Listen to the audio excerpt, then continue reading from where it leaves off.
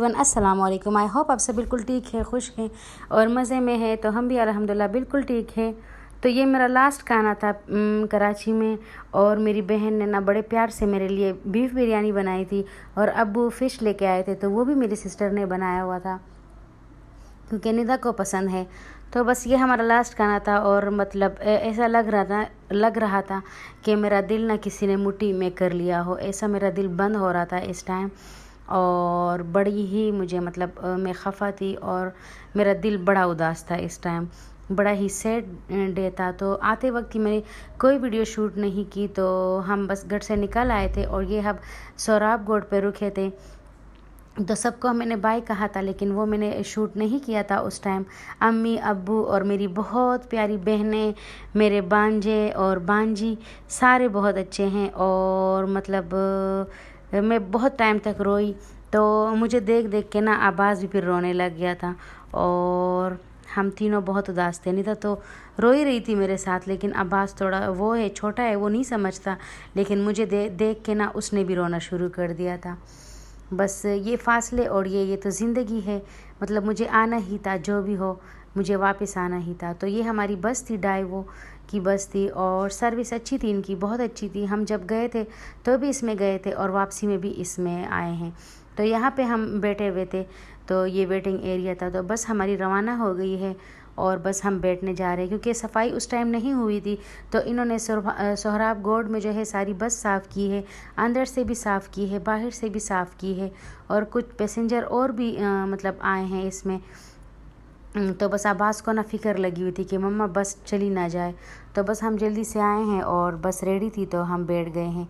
तो ये हमारी बस की लुक है। तो इस दफ़ा ना मैं अकेले सफ़र कर रही हूँ। लास्ट टाइम मेरे कज़न थे मेरे साथ, लेकिन इस टाइम कोई भी नहीं था, मैं और बच्चे थे बस।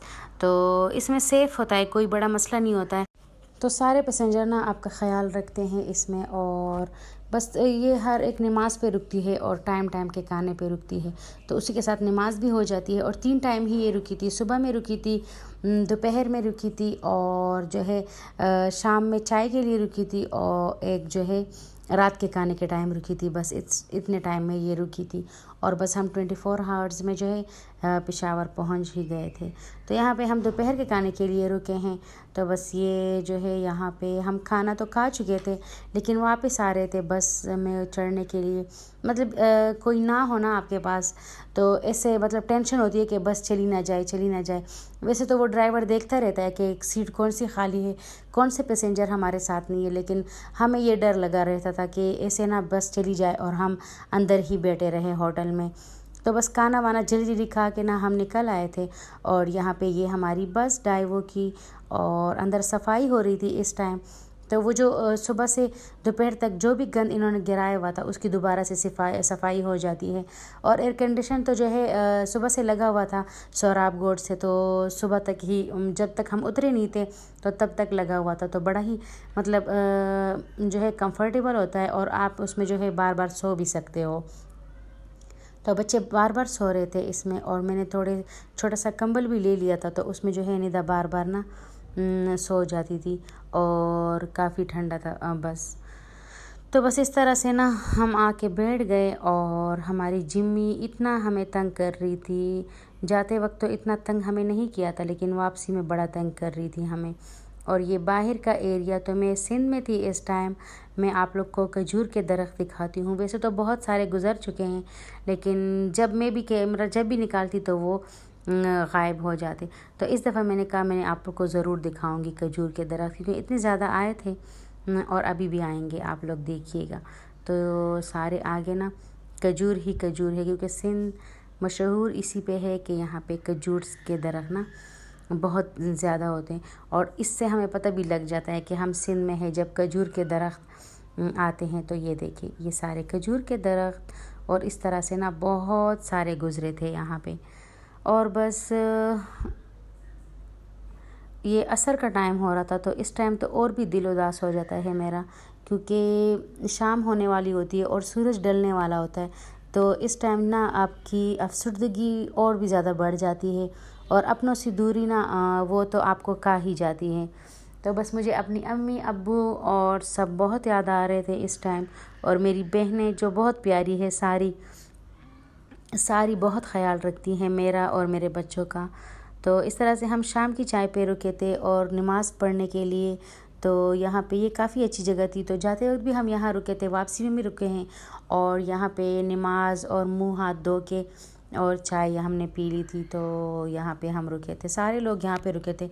और भी बसेस रुकी हुई थी और यहाँ पे आपसे कोई चार्जेस नहीं लेते, बस आपने जाना है और फ्रेश हो के ना अब बस में फिर बैठ जाना है। तो बस यहाँ पे हम थोड़ी देर के लिए रुक गए थे और बस फिर हम आगे के लिए रवाना हो गए थे।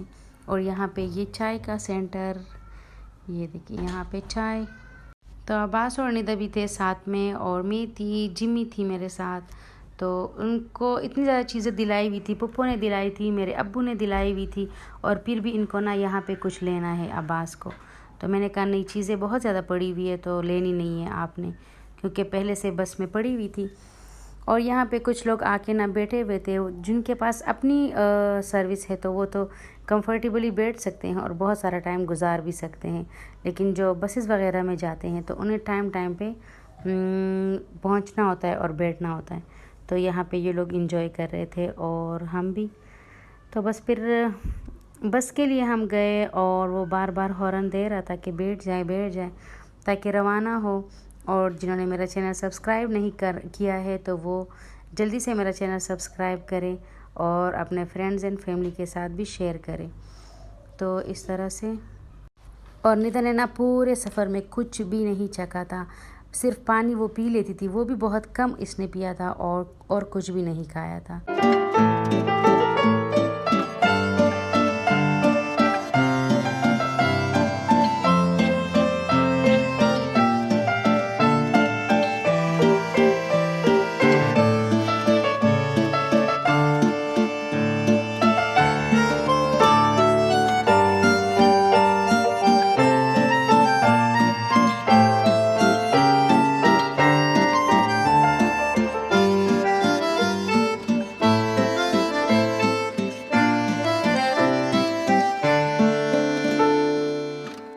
पे जिम्मी और सबको ना बड़ा तंग ये कर रही थी और टिक नहीं रही थी, हमारे गोद में नहीं बैठ रही थी, बार बार उतर रही थी यहाँ पे।